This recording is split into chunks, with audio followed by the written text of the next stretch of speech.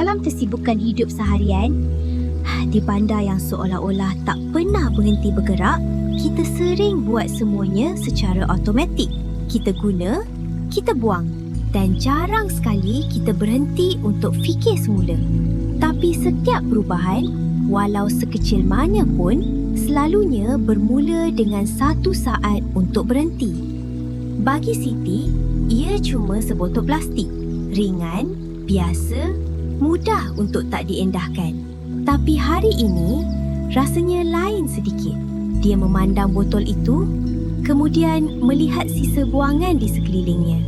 Dan dia sedar, dia mungkin tak mampu ubah seluruh dunia dalam sehari.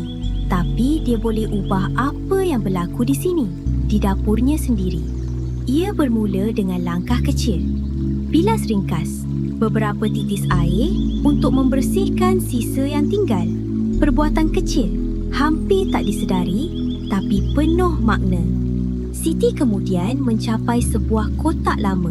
Kotak itu diberi nafas baru, menjadi permulaan kepada satu rutin yang lebih sedar dan bertanggungjawab. Ini bukan sekadar tentang plastik atau kertas. Ia satu pelajaran yang disampaikan tanpa kata-kata.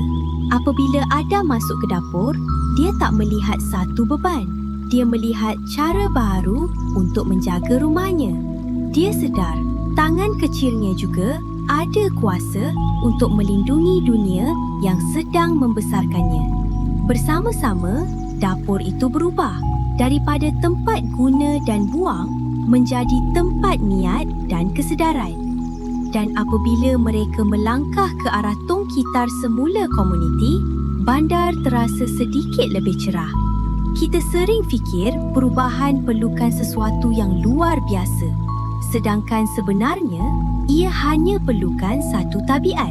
Kerana apabila berjuta-juta daripada kita melakukan langkah kecil ini, ia berkumpul seperti titisan hujan hingga menjadi sebuah aliran yang besar.